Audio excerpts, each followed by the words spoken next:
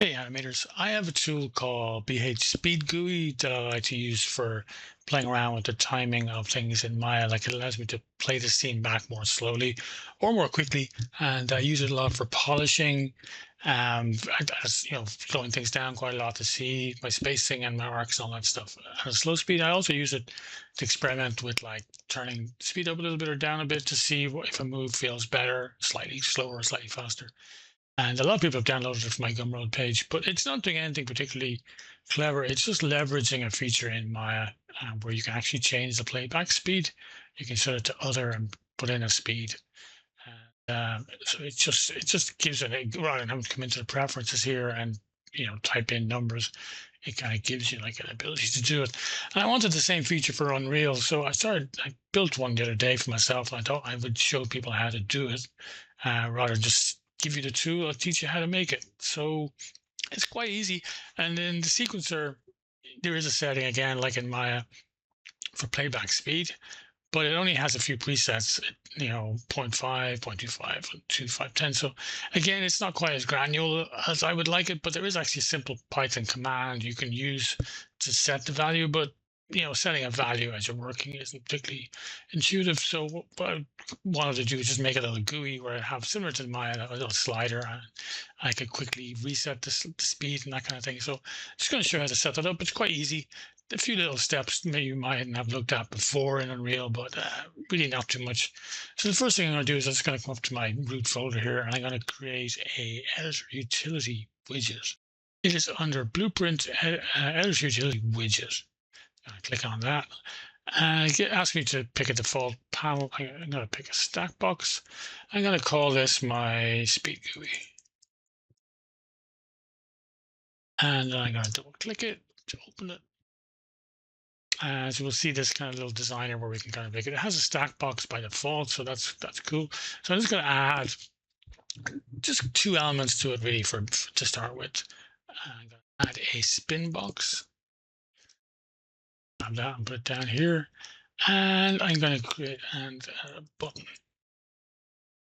There's an editor utility button. And I'm going to put the button underneath there as well. I'm going to give the button a bit of text so that you know what the button does.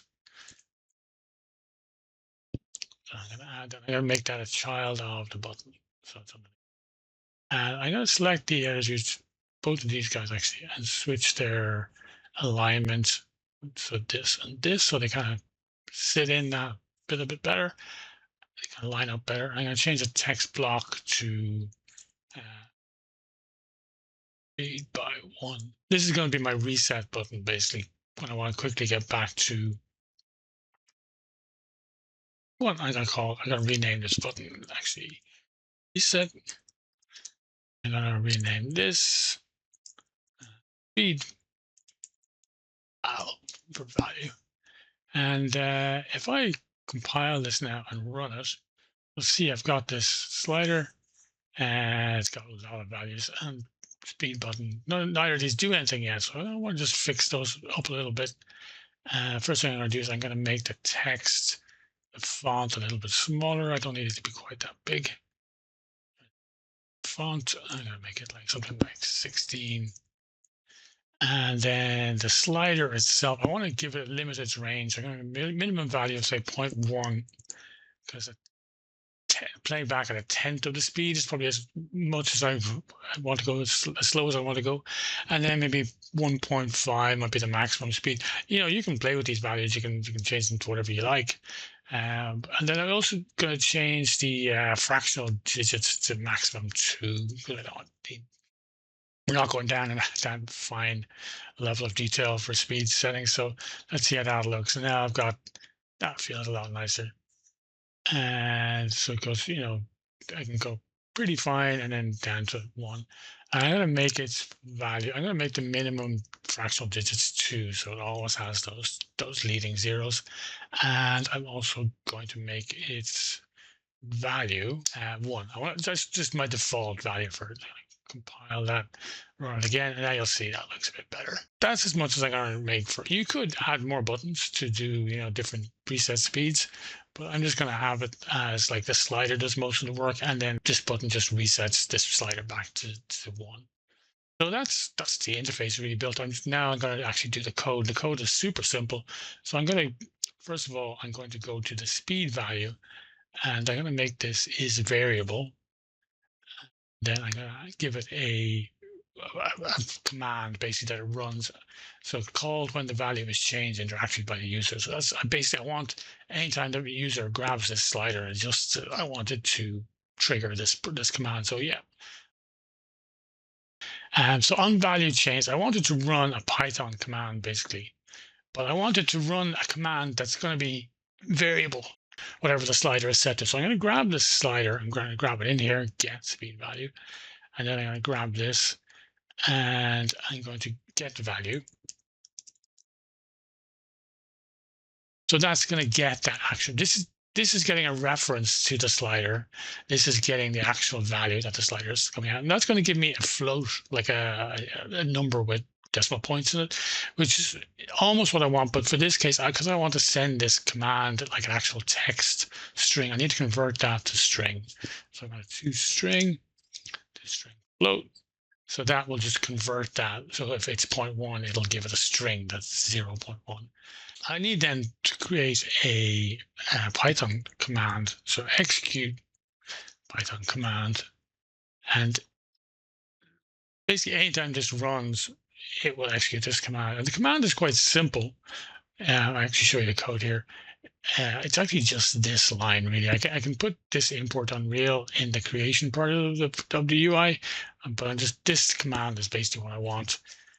But if I copy and paste this in here, you'll see that it's, that's fixed to that value. Okay, so now obviously I don't need this to be a preset like that. I need to be able to change this number. So what I'm going to do is I'm just going to take the beginning of this code, this much, and I'm going to use an append node. And I actually need this one to go to B. I'm going to clear this one. I'm going to just alt click it there to empty that. I'm going to put in the first section. So basically everything except for the number up until the number. So I've got the brackets in there. So it might be super easy to see it there, but it's basically just this much. And then I needed to add the number, and then I need to add the closing brackets. So basically, if we look at it, it might make more sense to look at it actually like this. So this is, we're adding A, which is this much of the code, to B, which is the number, the value. And then we need to add one more pin, which is the close string. And that then will give us it'll give us this basically, but it means that the number can be changed. The number is going to be updated as we change the number. So I just connect the return value. Instead of giving this like a hard-coded command, I give it this one that we generate from the slider. That's it. That's our command written. So if I compile it now, stop and run it again, I'll play my scene back.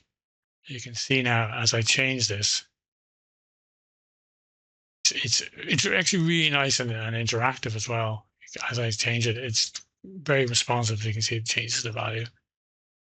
And that's almost everything really for the tool. The only other thing I would like, just as a quick way to reset it, like it's a little bit fiddly trying to get it back to like exactly 1.